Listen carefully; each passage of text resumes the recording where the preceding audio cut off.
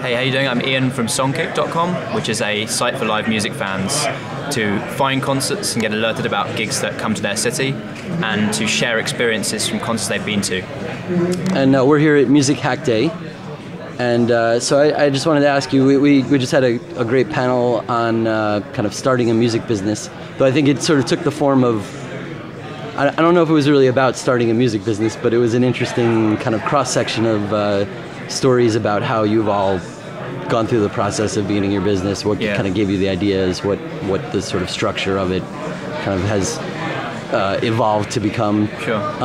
And the kind of the main purpose here is, I think the main purpose from my perspective is that you're sort of, all these kind of companies and startups are coming here to kind of provide information to coders especially, to try to get them to use the kind of interfaces to your content to build kind of new ideas and change the way that music content is used. So can you tell me a little bit about what you're hoping to kind of get from Hack Day and what you're looking for? Yeah. Sure. So Songkick is, the content that we have is that we have a massive database of all the gigs that are coming up. So you go to Songkick, you know, select your city, and we list every show happening, all the tickets available for that, and we get that by indexing all the ticket sites every day, as well as having fans add kind of local record store promos, things like that. And we also have a massive database of concerts that have happened. So, you know, from Bob Dylan playing his first ever electric concert, to Neil Young's first ever show, to Sonic Youth's last show. We have this database of concerts going back into history, and, you know, set lists, photos, reviews, concert videos, posters on top of that.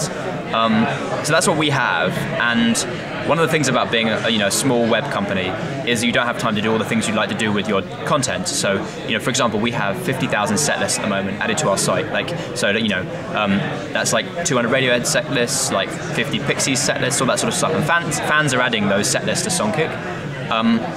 But we don't have time to build cool things on top of that. But you can imagine really cool stuff, like, for example, you know, something that would look at your the gig you were at and tell you how unique the set list was, or maybe something that, like, when you go to a gig, it would like grab the set list from Songkick and then build your playlist in your favorite music service, so you could listen to the songs the next day in the order that they came up in the thing without having to do any work. And we think those sorts of things are really cool, but we don't have like enough resources to build them. So partly Music Hack Day is about taking the content we have and giving it to people who might want to build cool stuff with it that we can't build ourselves and that they would like to build. But the second side of it is that because we're a small company, we're really focused, there are certain things we don't want to do. So, for example, music recommendations are a kind of big area for lots of companies. So there's a company here called Econest that does that, a company called Last FM that does that.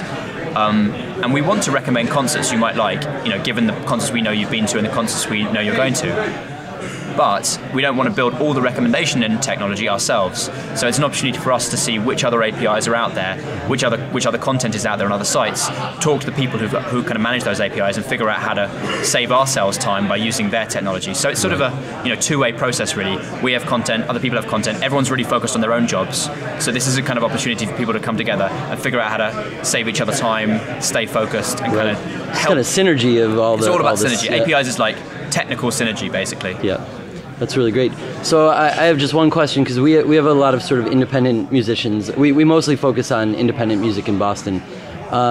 So what is the process? Like, let's say a band from here wanted to add all their shows to your database and then kind of post their set list and include content. Is that easy to do? Yeah, it's a wiki. It's kind of like Wikipedia in the sense that you can go and change things and add things. The way it works as a fan is that you can download a little plugin for iTunes. It learns all the bands you've ever listened to, and then it'll email you whenever they come to your city. So that's the sort of the fan perspective. As an artist, well, if you're big enough to be ticketed, we'll have your show ready, because we'll be indexing Ticketweb, Ticketmaster, all the other ticket sites. If you're not ticketed and you're like a small indie band that just plays like a tiny venue that doesn't have ticketing, then either one of your fans will add it to our sites because they want to say they're going to it and they want to talk about you, or you can add it. Okay. And if you add it, you just go to this form, you type in the the date, the venue, the time, etc., and it just gets uploaded to the site. But we're aware that that's a big hassle for bands to do that for like 20 different sites. So we also work with a company called Artist Data. So if you want to put it in Artist Data, we'll also get it through that. So we really want to avoid bands having to spend time on that. And I'm sorry, yeah. But that's just the show date, right? Things like the set list, review, your photos, that sort of stuff. There's no other place to put them really. So it's sort of, for example, a set list. Like there's no other structured place around the past concert and stuff that you could really put that online. So that stuff you kind of either you let your fans do it or you put it in yourself. Okay. And if there's video, because I know I'm in a band also, and for us, like we there's a lot of concert video. We often post set lists, photos, and they're all in kind of different places. So you have a sort of way of aggregating that into one location. Yeah, it's like a repository for all that stuff in one place. Okay. And the cool thing is, it's like if you toured with another band, we have a kind of link between you two. So like someone could discover that other band, and then find you through it, and then check out your set list and check out your videos, and be like, oh, I think I'm gonna go and see them live now, and then they could buy a ticket. So it's kind of like kind of what IMDb does, but for concerts. So you could look through, for an artist, you could look at all the shows essentially in the database. Played, yeah. That sounds and great. You could go and see like a band I really like at the moment called White Denim, right?